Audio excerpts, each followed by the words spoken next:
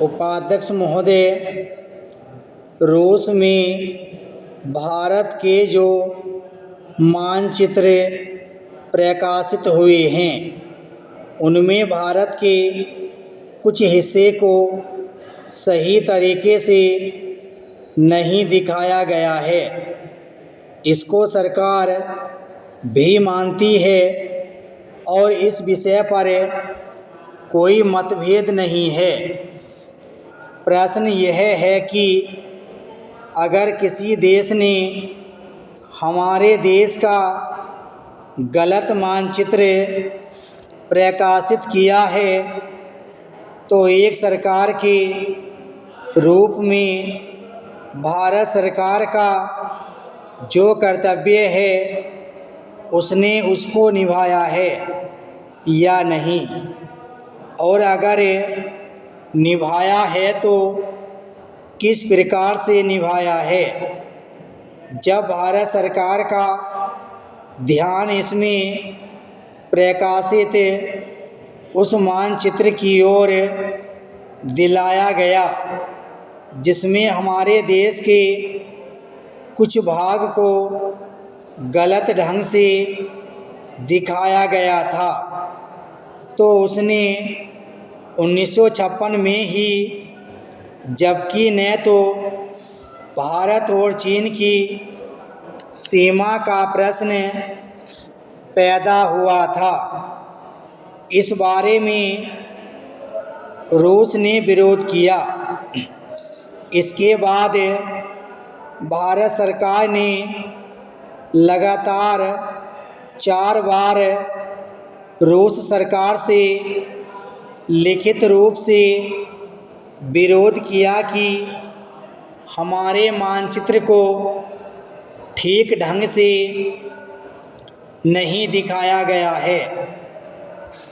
जिस मानचित्र को लेकर यह चर्चा हो रही है, जब उसकी ओर भारत का ध्यान गया तो उसने जून, जुलाई और अगस्त में लगातार 3 बार अपने राजदूत के माध्यम से और रूस के जो अधिकारी हमारे देश में आए उनसे बातचीत करके रूस का ध्यान इस ओर आकर्षित किया कि उसने इस देश का मानचित्र ठीक नहीं दिखाया है।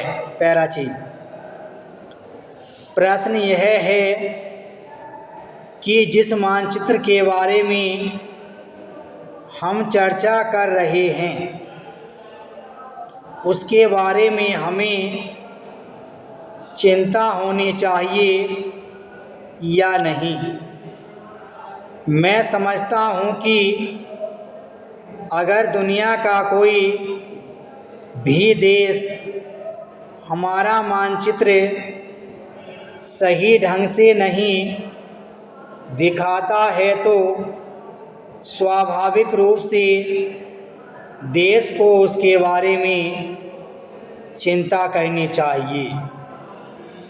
हम अपने कर्तव्य से नहीं चूक सकते हैं, लेकिन जहाँ तक इस चर्चा का संबंध है, मैं माननीय सदस्य की प्रशंसा करता अगर वह उन समस्त देशों का जिक्र करते और निंदा करते जिन्होंने हमारे मानचित्र को गलत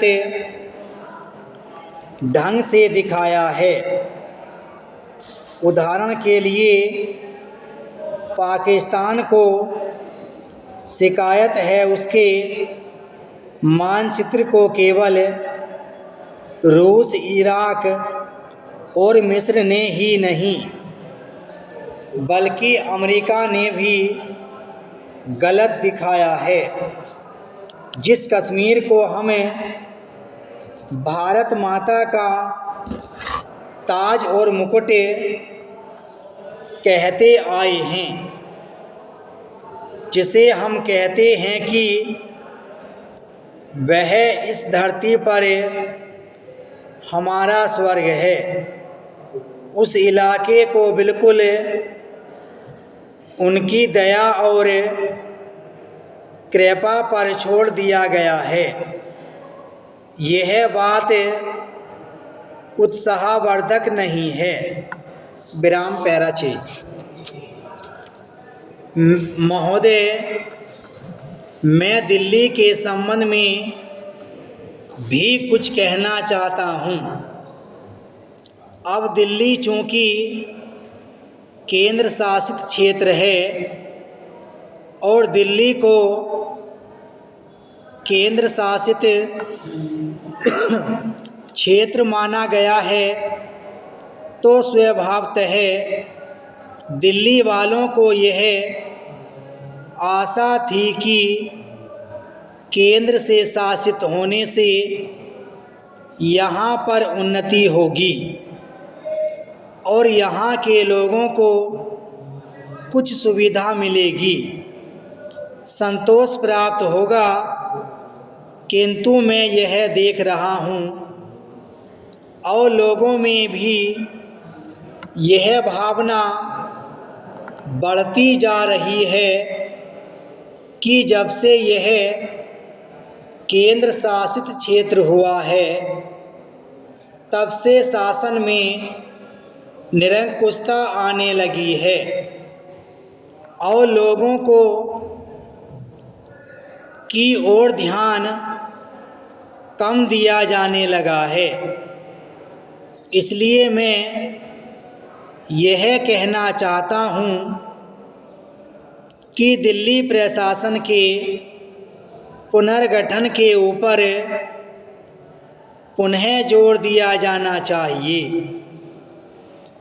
और हो सके तो उसके लिए एक समिति बैठा दी जाए और उसके लिए सोचा जाए कि दिल्ली का प्रशासन किस तरह का होना चाहिए।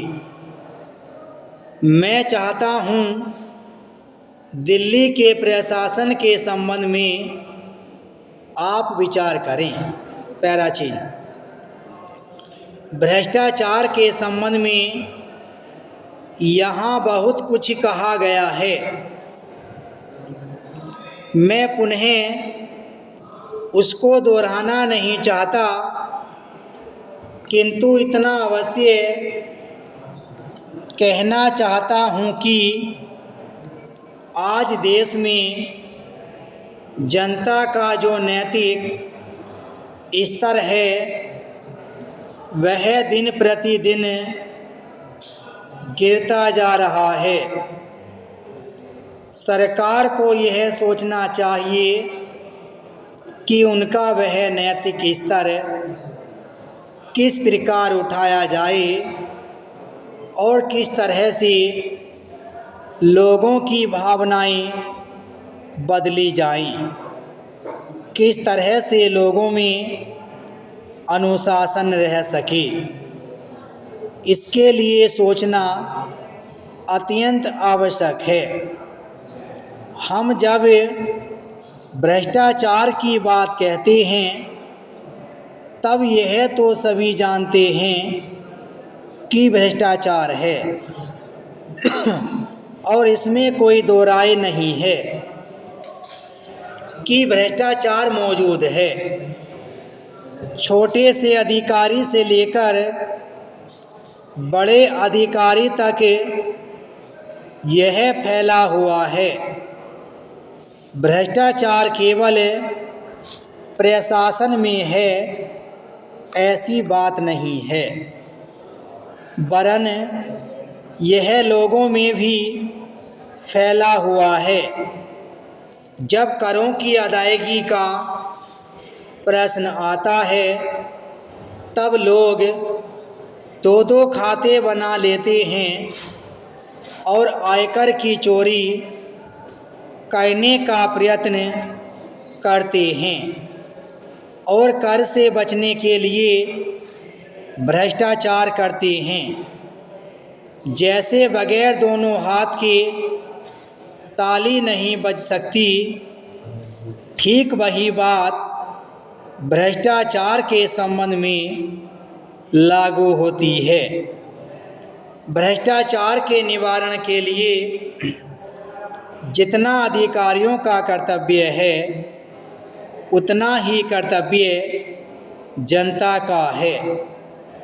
अधिकारियों को तो सतर्क रहना ही चाहिए, क्योंकि यह जो संसद है वह कानून बनाकर उनके हाथ में दे देती है। उसका कार्यान्वयन करने के लिए जनता और नौकरशाही को सहयोग से कार्य करना चाहिए। विराम स्टॉप।